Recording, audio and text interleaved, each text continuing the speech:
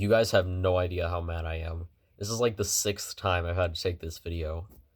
Like the first four times I was screwing up. The fifth time I was actually doing really well, and then I was interrupted by a phone call, so whoopee.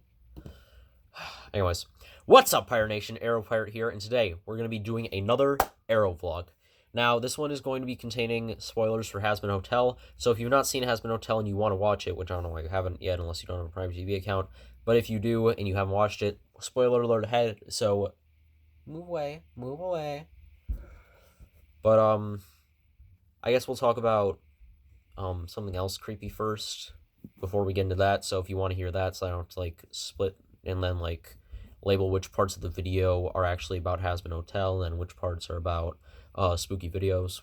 I'm just going to do this first. So after I'm done explaining this, I suggest you go away and go away. Anyways, everybody likes the stuff they watch on YouTube. Like, they all have their different things. Like, some people like watching gaming videos, some people listen to ASMR, some people watch challenges and stuff like that. And personally, one of my favorite things to watch is reaction videos. Like, I just like seeing people react to, like, really dumb things or really weird things, I guess. But, yeah. One of my favorite types of reaction videos to watch, though, are people's reactions to scary videos. And there was this guy I was watching, and in the video he was watching, this babysitter had saw this kid, and the kid was saying that whenever she plays hide-and-seek with her toy, the toy actually moves. Now, I get it, that's weird as hell, but at the same time, I just want to bring up the fact that it's a kid. Like, of course it's going to say stuff like that.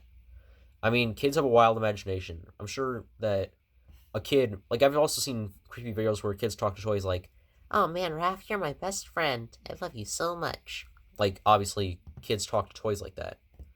And, I mean, I get it if, like, the kid starts saying some weird shit like, "Oh, the doll told me to cut my hand off." Then that's weird. Definitely put a circle of salt around the thing and then burn it. But when it comes to stuff like a kid just talking to a toy saying, like, "You're my best friend," do you really think the kid is, like, you really think the toy's talking back to the kid? I mean, what if, like, a kid came up to you and said, "Oh yeah, my daddy jumped out the window"? Do you really think, are you really going to think right away without evidence that their dad jumped out the window? No. What if freaking, I don't know, someone said Batman was real and he was flying around the city or something like that. He was swinging around Gotham. Are you really going to believe that without any proof? No, you're going to look into it first. So, like, obviously, if a kid is saying weird shit to a toy like, "Oh, you want me to hurt my family?" Then yeah, that's when you freaking, like I said, put a circle of salt around the thing, then burn it alive. But if the kid is just talking to the toy like, "You're my best friend in the whole wide world," then don't freak out about it. Now, I will say that in the video I was watching, the clip actually had the guy see the toy actually move. So yeah, that's when I say, for the third time and probably the last, put a circle of salt around the thing and burn it alive. But other than that, like, if the kid is just saying, "Oh yeah, when I play hide and seek with my doll, it moves." Like, if the doll is the kid's favorite toy, then yeah, it's probably, the kid's probably gonna say, "Oh, the doll moves with me." I don't know. All I'm saying is when it comes to scary videos, especially the people who are recording these, just remember to always take everything with a grain of salt. It's like, if you hear a noise in the woods, it's not like you're just gonna assume right away, "Oh, it's something evil, it's something like a spirit, it's gonna be like Jason Voorhees or Michael Myers is in the woods." No, you're gonna probably think, "Oh, maybe it was a bird, maybe it was a deer, maybe it was some other type of animal, or maybe a tree fell, or maybe something else fell." You're not gonna believe immediately, Jason's in the woods, he's coming at me with a machete, No, you're not gonna believe that. Anyways, that's just a small thing, and now we're getting into the real stuff today, which is Hazbin Hotel, and of course Hell of a Boss. But Hell of a Boss is going to be much shorter. I just want to say how excited I am for Hell of a Boss Season 2, Episode 8, especially after Just Look My Way. Like, after Just Look My Way released, and that was, like, on my birthday week, so I was like, oh my god, it would be so cool if in, like, 2 days on my actual birthday, Vivian releases Season 2, Episode 8 of Hazbin Hotel, or Hell of a Boss. And I was like, wait, it's releasing in April? Oh. Okay. I mean, I get it. An episode as great as that's going to be is going to have to take time to make, of course. And, of course, there's going to be a duet between Blitzo and Stola, so that's obviously going to be probably the best song in the series so far. Other than, Only rivaled by, like I said, Just Look My Way and 2 Minutes Notice, or the FU song from Fizz. But yeah. Anyways, on to Hazbin Hotel, and this is the main thing I want to talk about in this video, and it's a theory going around. So, this is now the part where you click off for spoilers. So, for the final time, shoot, get the way, go on, leave, bye-bye. Anyways, um, now there's a theory that started back in Season 1, Episode 5, when Husk says to Alistair, "You're not the only one on a leash," which implies to both the audience and, of course, Alistair that Husk is insulting him and saying, "You're not the only one being controlled like a puppet." And then in the finale, quite literally the song finale of Season 1, Episode 8, we hear Alistair sing songs in his, or sing a couple lyrics in his breakdown song that definitely scream out like he's definitely being controlled. Like, "I'm hungry for freedom like never before. The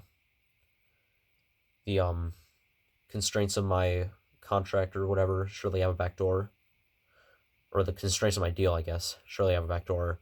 And once I figure out how to unclip my wings," like, just those three lines alone are like, okay, yeah, if he wasn't being controlled before, you definitely know he's being controlled now. But yeah, like I said, the main thing that people are thinking is that Lilith, Lucifer's wife, or husband, or ex-wife, Jesus Christ, I told you, I tried doing 5 takes of this before. This is my 6th take. I'm so freaking out of it for this video. I don't want to do this. Okay.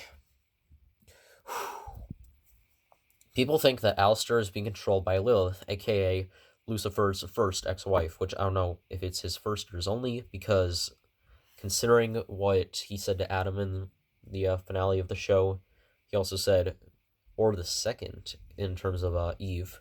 But yeah, anyways, a lot of people suspect that Lilith is the one controlling Alistair, and I'm here to say that I think personally that theory is bullshit. Now, here's the reasoning that I think a lot of people have for the theory, which is, number one, Lilith has been missing for 7 years, and Alistair came back after a 7-year absence. So that's red flag number 1 for people. Red flag number 2 is, once again, in episode 5, Alistair says to Charlie, "You're like the child that I wish that I'd had." But, honestly, I don't think that's enough to support the theory, so let me just break it down. For the first red flag, which is, like I said, the 7 years thing, now, I think obviously it's worth pointing out that both of them have had something to do with 7 years. Oh, Lilith has been gone for 7 years. Oh, Alistair came back after 7 years. And so it definitely screams out there might be a deal in the works. But at the same time, I don't think Lilith has been in heaven for a while, just because of the fact that, like, my personal headcanon is, like, the reason why she was on the beach is that she was just, like, remember that when Lucifer and Lilith were both cast into heaven, or out of heaven and into hell, Lilith thrived. I don't know why it's so hard to say Lilith. Okay, Lilith thrived, and because of that, she basically made hell into, like, this glorious wonderscape. And then after that, the angels and everyone else up in heaven was like, "Yeah, we can't have hell revolt against us. Just send down some people to kill him every year." So, yeah. Anyways, I think that the main thing for me personally is that Lilith just left because she was upset with, like, what her vision had turned into. Like, she thought it was something beautiful, and then it just turned out to be a piece of garbage. Kind of like, I don't know. I don't have anything on my desk as an example. Um, anyways, it's something like that, I guess, where it's like, she was just upset with, like, what she had made was just turned into, like, something meaningless to her, so she just left it all behind. So that's my personal headcanon. So because I'm thinking she's been in heaven for a while. I don't think she just, like, was there after like millennia of, like, oh yeah, after just like after just like a couple millennia, I'm gonna give up the thing that I created just for the sake of I can. So yeah, I don't know. I just think that. And Alistair's been gone for 7 years, but like he said, he was on a hiatus, which, of course, knowing Alastor, he can be lying. But, I don't know, I just really don't think the theory of Alastors being controlled by Lilith is accurate. I just really do not think that.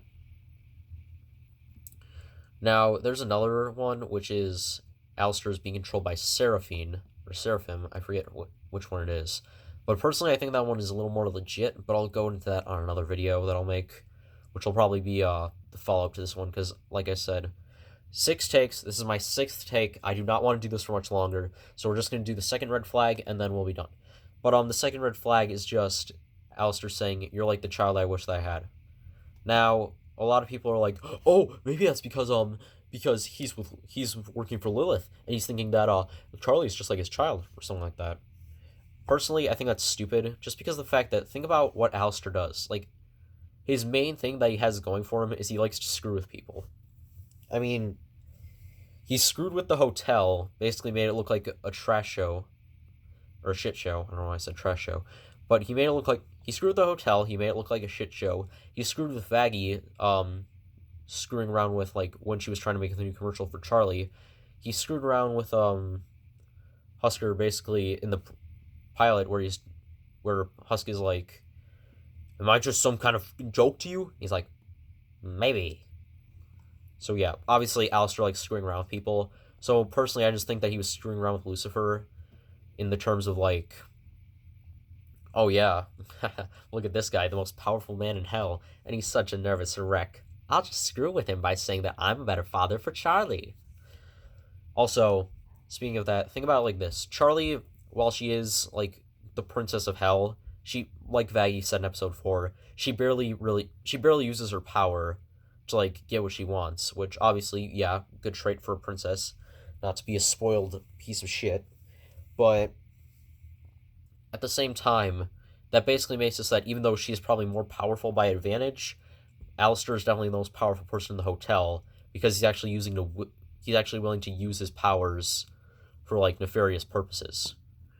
So I think that he felt like a little bit of power there, and then when Lucifer came in, he was kind of like upset that Lucifer was more powerful than him. So he's like, "I think I'll screw with you instead." And it's also the fact that, like, Lucifer was just shown to be like a babbling dumbass in Alastor's opinion. Of course, I love Lucifer in this show. He's so freaking hilarious. Take that, depression. But anyways, yeah, I think that as soon as Alastor found out that he wasn't powerful enough, or he wasn't really using his power to the fullest, and also when he insulted him, I think that's when Alastor was just like, "I'm just going to screw with you. How about that?" But yeah, like I said, personally, I don't think Lilith is the one controlling Alastor. I think she just left heaven because she couldn't deal with what she loved being reduced to garbage, basically. And I think that Alastor was just screwing with Lucifer for the sake of he can. And that is my presentation on why I think Alastor is not being controlled by Lilith. Thank you. You're all too kind. Yeah, I got a sound machine. Shut up. Yeah, I got a sound machine. I love it. But anyways, I guess that, sadly, our showtime is over. So, until then, remember to smash the subscribe button, hit the like button as well. Type in the comments if you think the theory is true or not. Personally, I don't think so. Like I said, when I have a little more energy, I'll actually do a theory on why I think Sarah is the one controlling Alastor. But, yeah. Anyways, also tell me what you think of, like, my ghost thing in the beginning, where I'm like, obviously not all toys are possessed, and you just have to take everything with a grain of salt. Please tell me you agree with me, because if you're just one of those people who just goes off every little thing you hear, like if somebody tells you something like, I don't know, "Hey, Hazbin Hotel Season 2 is releasing this year," and it's like, I'm not gonna believe that without proof. Please tell me you're just like that, and you're not just like, "Oh, really? I can't wait." Like, come on, look into stuff. And also tell me if you're just as excited as I am for Hell of a Boss Season 2, Episode 8. I cannot wait. That is literally one of the 3 major projects I have left, like, to be excited for this year. Being Kung Fu Panda 4, we'll talk about in another video. This one, like I said, and Sonic the Hedgehog 3 for obvious reasons, but that one's not coming around until my birthday, so and then there's Inside Out 2, I guess, but I could care less about that one after Bing Bong's death. Anyways, remember to like as well. Oh, wait, I already said that.